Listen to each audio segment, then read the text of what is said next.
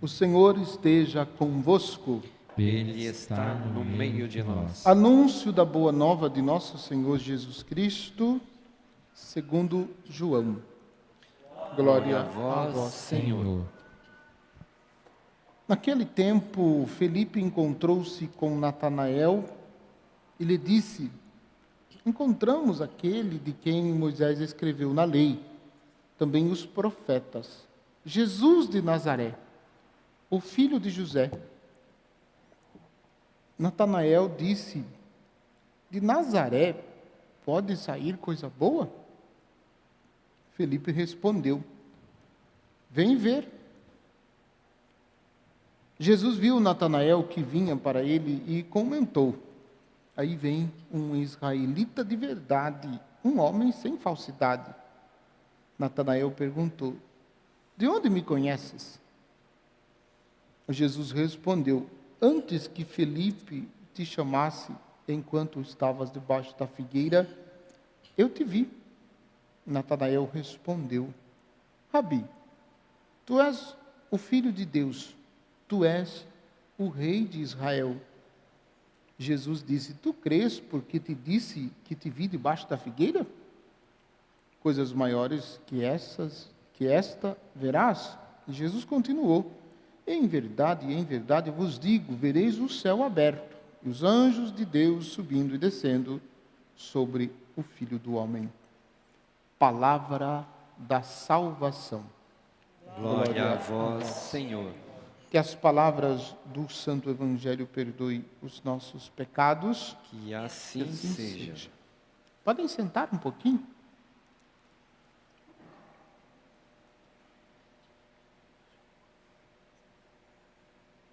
Finalzinho do livro do Apocalipse, capítulo 21, é o último capítulo do livro do Apocalipse. E antes da meditação, quero fazer aqui um parêntese. Muitas pessoas, muitos até mesmo católicos, têm medo de ler o livro do Apocalipse. Porque aparece, de fato, umas imagens, né, simbólicas, um dragão de 7 cabeças, 10 chifres, e aparece, né, assim, elementos, né, assustadores realmente no livro do Apocalipse. E por isso muitas pessoas têm medo de ler o livro do Apocalipse. Mas existe uma maneira muito mais suave, muito mais tranquila e muito mais profunda de lermos o Apocalipse. Qual é essa maneira mais suave, mais bonita e mais profunda da gente ler o livro do Apocalipse? A partir da missa. Então, se nós compreendemos a missa e todos os elementos que nós vivemos e celebramos na missa, nós entendemos o Apocalipse. Porque o Apocalipse é, por assim dizer, a tradução da missa. E a missa é a tradução do Apocalipse. Então, eu acho que agora complicou mais ainda, né? Se tinham dificuldade de entender o Apocalipse, o padre está dizendo que para entender o Apocalipse tem que entender a missa. E se não entender a missa, também não vai entender o Apocalipse, né? E vice-versa. A chave de leitura, né, que o padre está dando para a gente compreender. Então, todos os elementos que a gente vive na missa estão presentes no Apocalipse. E todos os elementos que estão presentes no Apocalipse estão presentes na missa. Simples assim. Fecha aspas. Então, é somente uma indicação para vocês não ficarem tão assustados quanto aquilo que está no livro do Apocalipse. O finalzinho do livro do Apocalipse, esse trecho que nós ouvimos, capítulo 21, né?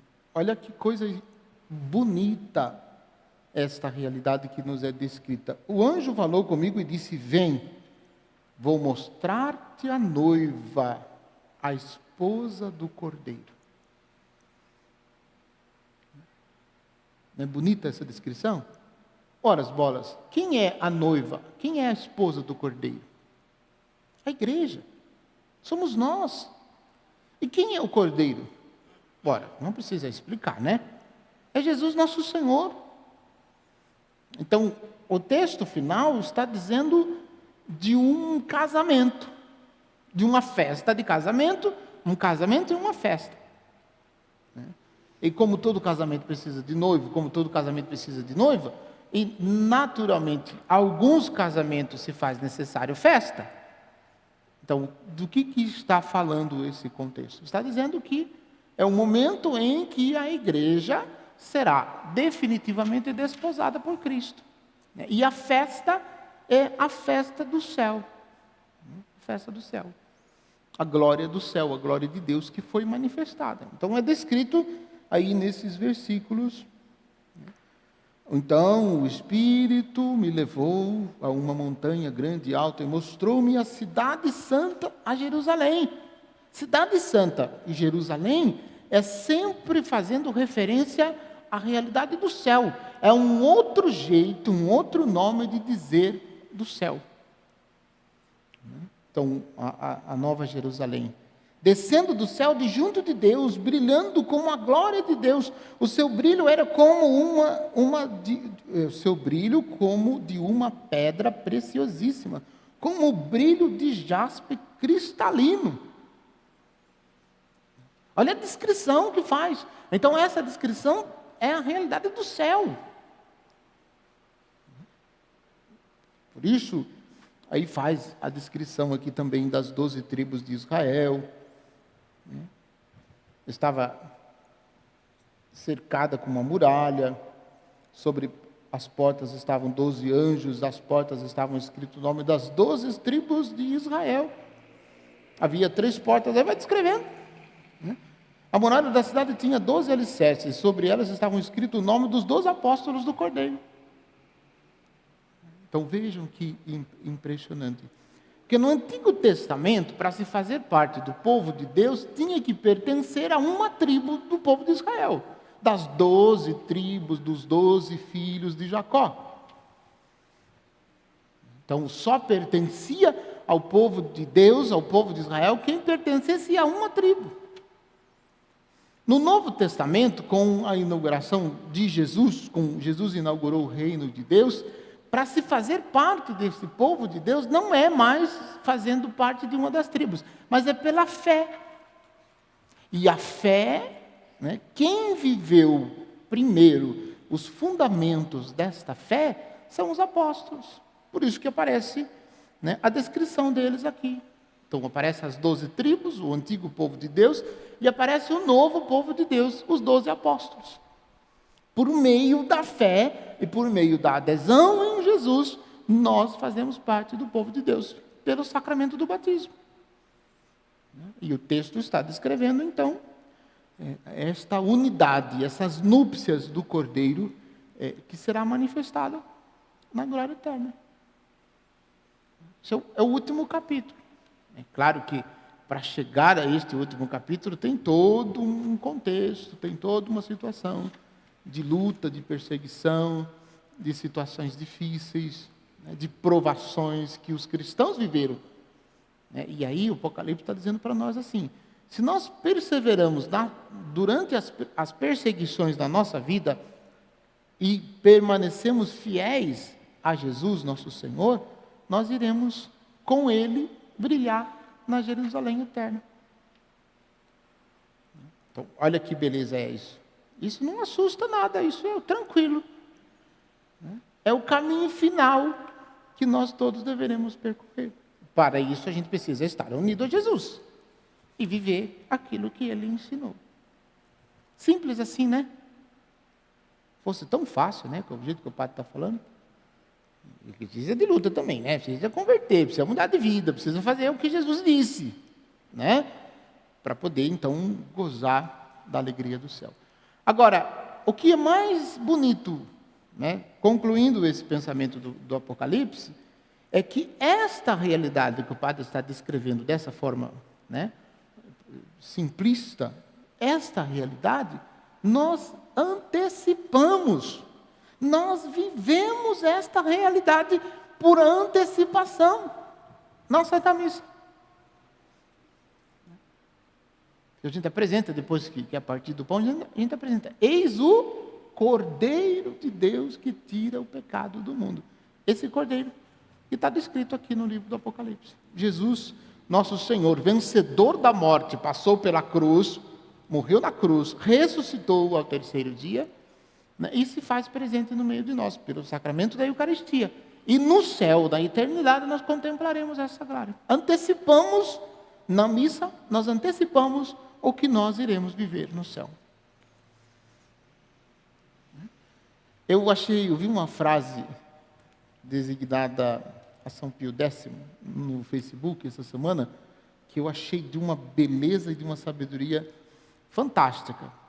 Ele diz assim: se você não gosta de ir na missa, ou se você não vai à missa, por que você quer ir para o céu? Olha que frase, achei sensacional. Sensacional. Eu escrevi no meu caderninho, um caderninho que eu anoto algumas coisas que depois vira pregação. Pode ter certeza que essa frase vai virar uma pregação, em breve. Mas é exatamente isso. É exatamente isso. Então, vivemos aqui na missa a antecipação daquilo que nós vivemos no céu. São Bartolomeu, também conhecido como Natanael. Felipe apresenta para ele Jesus. Felipe e Natanael, ao que consta no próprio texto do Evangelho, e também em alguns escritos da tradição, eram amigos, muito próximos. Então, e conhecendo já a profecia, e conhecendo a lei, os escritos de Moisés, os profetas,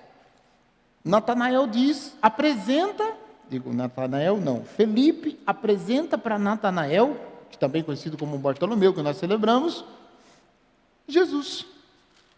E olha como que ele descreve Jesus para Natanael.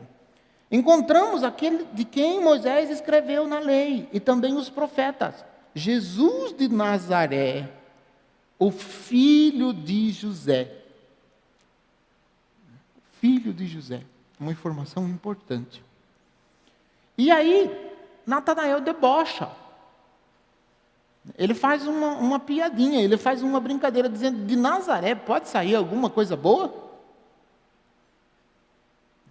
Como quem dizendo: se é de Nazaré, não é o Messias, porque de Nazaré não tem nada bom em Nazaré. E aí, a resposta é impressionante. Vem ver. Vem ver. E aí recebe de Jesus um elogio. Jesus viu Natanael que vinha para ele e comentou: aí vem um israelita de verdade, um homem sem falsidade. O que foi que ele falou de Nazaré? De Nazaré pode sair alguma coisa boa? E Jesus faz para ele um elogio. E aí ele pergunta: mas de onde me conheces? Jesus respondeu: antes que Felipe te chamasse, enquanto eu estava debaixo da figueira, eu te vi. Você não fica curioso para saber o que Natanael estava fazendo debaixo da figueira? Você não passa pela sua cabeça assim? Que raio estava fazendo Natanael debaixo da figueira? E por que é que Jesus viu ele lá debaixo da figueira? Eu tenho uma resposta. Não sei se ajuda, mas eu tenho uma resposta. Natanael estava rezando. E Jesus, sendo Deus, escutou, não somente Natanael, mas escutou o que Natanael rezava, lá no silêncio do coração. Porque Jesus é Deus, ele tem o poder de conhecer o coração, o mais profundo do coração de uma pessoa. Jesus tem o poder de conhecer. Então ele escutou na oração, ele escutou a oração porque era Deus, né? Não é porque era bisbilhoteiro, não estava lá ouvindo, não. Ele escutou porque é Deus e homem. E escutando a oração de Natanael, mostrou Meu, eu sei o que você está pedindo. Eu sei o que você está rezando. Eu sei o que você está apresentando diante de Deus. E aí Jesus diz, Natanael responde, olha lá, antes ele tinha reclamado, ele tinha feito um desabafo, dizendo que de Nazaré não saía coisa que preste. E agora ele muda. Natanael respondeu, Rabi, tu és o Filho de Deus, tu és o Rei de Israel. Vejam, dois termos de Jesus unidos numa única frase. O Rei de Israel, ele está dizendo que Jesus é homem, descendente de Davi. Somente um rei que era descendente de Davi era considerado o rei de Israel. Então ele está dizendo que Jesus é rei, é descendente de Davi, é homem. E segundo, que Jesus é Deus. Tu és o Filho de Deus. Ele faz numa única frase, ele afirma que Jesus é Deus e homem. E a partir daquele momento passou a seguir Jesus.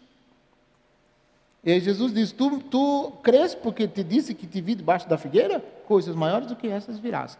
Jesus continuou, em verdade eu vos digo, vereis o céu aberto, e os anjos de Deus subindo e descendo sobre o Filho do Homem. Fazendo referência àquilo que está no Apocalipse, da segunda vinda do Senhor. Que o Senhor virá uma segunda vez para julgar vivos e mortos e levar consigo todos aqueles que lhe pertencem. Então, está aí anunciado, e que nós possamos, como Natanael, como Bartolomeu, como os outros apóstolos e como tantos santos, que a gente possa também nós fazer essa experiência de encontro com Jesus, que muda o rumo da nossa vida, muda o significado da nossa existência, muda o sentido da nossa vida e nos faz compreender que nós fomos feitos para Deus e para Deus um dia nós retornaremos. Que o Senhor renove a nossa fé, fortaleça a nossa esperança e mesmo nas tribulações, mesmo nas dificuldades, sejamos fiéis, sejamos perseverantes no caminho do Senhor. Louvado seja nosso Senhor Jesus Cristo, para sempre seja louvado. Irmãos e irmãs, na festa do apóstolo São Bartolomeu, que se consagrou de coração sincero a Cristo, apresentemos nossas súplicas a Deus Pai pela igreja,